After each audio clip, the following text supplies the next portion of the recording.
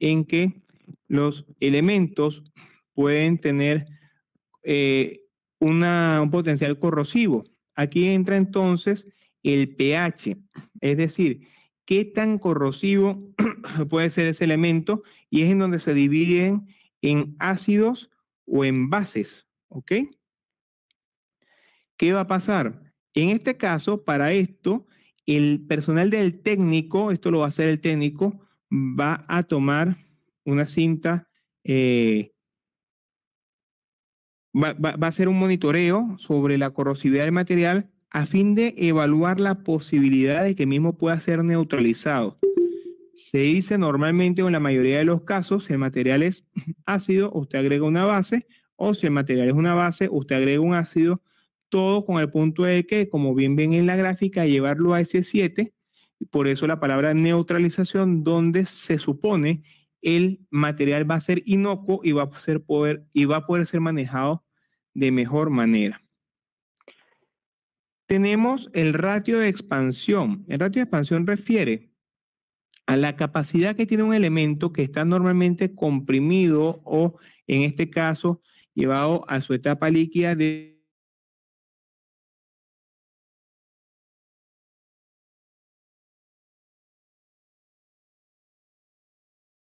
hombre de flachazo, un fogonazo en ese momento, pero no va a lograr mantener combustión. En el caso de la temperatura de autoignición, recordemos, como vimos en el caso de la clase 4, que habían algunos con espontáneo, quiere decir que en ese momento, sin mayor necesidad de generarle temperatura, ¿ok? O generarle una fuente de ignición adicional, el producto es capaz de incendiarse. Entonces, cuando nosotros tengamos acceso a la SDS, una de las cosas que vamos a identificar es esto, para saber qué tenemos o qué temperatura tenemos que evitar. Tenemos que ver, cuando hablamos de tamaño de partícula, refiere, como lo dice su palabra, que hasta qué tan pequeña puede ser la particularización de este material, qué tan chiquita puede ser, y eso nos va a dar indicativos, obviamente, de protección, quizás respiratoria, o por dónde se puede esconder, o dónde se nos puede ir, o dónde se nos puede perder ese material. Ahora, la persistencia refiere a la duración del uso del material. ¿Qué quiere decir persistencia? ¿Qué tanto es la vida útil? ¿Qué tanto ese material mantiene sus condiciones? Es decir, ¿qué tanto él en condición normal tarda en degradarse? ¿Ok? Es lo que viene asociado a este signo de persistencia. Y por último, venimos al tema de la polimerización. La polimerización no es otra cosa que un proceso químico donde una cantidad de moléculas pequeñas reaccionan y empiezan a acumularse de forma tal de convertirse en unas más grandes. ¿Ok?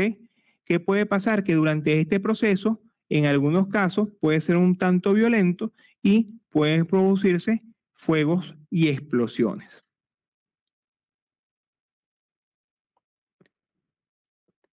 Tenemos la radioactividad, que también yo les dije el primer día que le íbamos a tratar más adelante.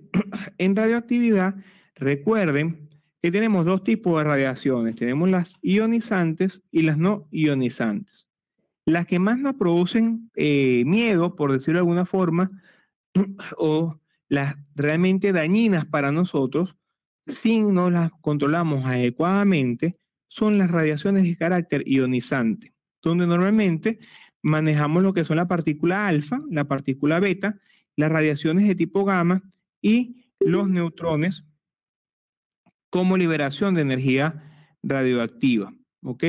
Recordemos entonces que en este caso, para las partículas alfa, normalmente el daño puede ser a través de ingestión y ataca a los órganos internos.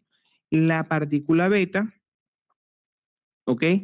Es un efecto, es una carga negativa dentro del electrón, y también es capaz de dañar tanto la piel como los órganos internos. En este caso requiere una protección completa desde el punto de vista respiratorio, En el caso de la partícula gamma, es una partícula cuya estructura es netamente de carácter electromagnético, pero tiene un alto poder de penetración y de causante de causar daños, puede causar quemaduras en la piel, puede causar daños a nivel interno a su exposición.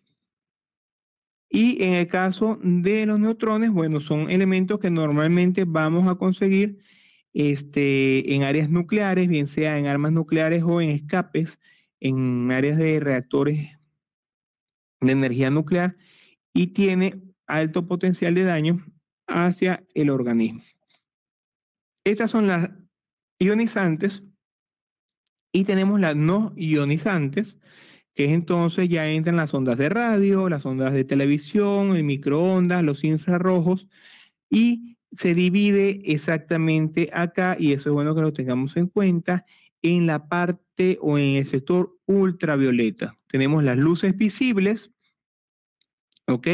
En esta etapa de visibles nosotros vamos a ver colores, es lo que nos permite realmente el sentido de la vista, y ya acá se pierde y pasamos a la parte ultravioleta donde no vemos, donde está la radiación solar, y de ahí en adelante, bueno, para graficarlo mejor, entrarían todas las ondas ionizantes que son las perjudiciales para nuestro organismo. Tenemos un elemento llamado gravedad, que no es otra cosa que la facultad que tiene un sólido al combinarse con un líquido de bien sea mantenerse a flote, o sea, quedar en su tensión superficial, o de hundirse e irse al fondo del contenedor. Esto es importante para nosotros porque más adelante vamos a ver el tema también de las soluciones o de las solubilidades en agua. Y cuando nosotros estemos atendiendo un material, un incidente, tenemos que evaluar si el material se queda arriba o baja y cómo lo vamos a manejar. En productos tóxicos hacemos hincapié a todo lo que son los elementos que vienen, que salen como producto de la combustión, ¿ok? Recuerden que cuando estamos en un incidente de materiales peligrosos, volvemos al punto de que uno de los grandes elementos es la posibilidad de que ocurra un incendio. Entonces no es el incendio y solamente la llama lo que nos debe preocupar, es el tema de qué tan dañino puede ser el producto que está saliendo de ese fuego. Entonces eso tenemos que prestarle muchísima atención.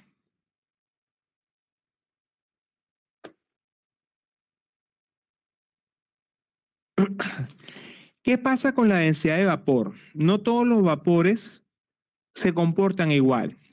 Siempre hemos escuchado que hay vapores que son más pesados o más densos que el aire y otros que son más livianos que el aire. Entonces, ante un incidente MATPER, una de las cosas que vamos a tener que evaluar es la densidad de ese vapor y la vamos a medir con un valor de 1. ¿Qué va a pasar? Que si el valor es menor a 1, vamos a considerar que ese vapor es menos pesado que el aire. ¿Y qué va a pasar con él cuando escape? Se va a ir arriba, se va a ir a la atmósfera y no vamos a tener, entre comillas, siempre mayor inconveniente. Ahora, cuando tenemos un valor, cuando veamos un valor de mayor a 1 en cuanto a la densidad de vapor de ese material, ¿qué va a pasar? Ese material se nos va a ir al piso. Y si el material se nos va al piso, vamos a tener un gran problema, porque sencillamente si es tóxico, por ejemplo, se va a ir desplazando y puede contaminar personas. Si es un gas inflamable, ¿qué va a pasar? Nos va a crear una atmósfera que es capaz de en cualquier momento generar un inconveniente con una deflagración.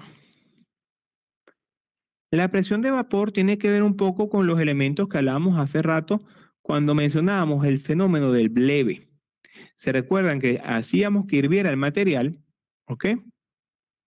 Y generábamos presión interna dentro del contenedor. Entonces, va a haber un momento donde llega el equilibrio dentro del contenedor se puede mantener y el contenedor teóricamente está cerrado. Eso es lo que le llaman presión de vapor. O sea, se hace una prueba hasta donde se mantiene cerrado por sí solo el contenedor, pero si aumenta aún más, vamos a hacer que ese contenedor abra y si es un contenedor, caso cilindro de gas o algo, obviamente va a explotar.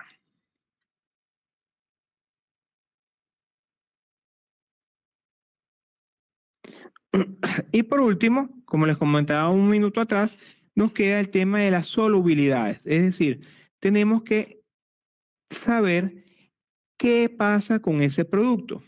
Hablamos normalmente si es soluble o es mixible, es decir, qué tanto se combina con el agua. Sin embargo, tenemos temas o combinaciones como que el sólido se combina en líquido, ¿ok? Líquido con líquido, gas en líquido inclusive, y tenemos algunas combinaciones de gas con gas.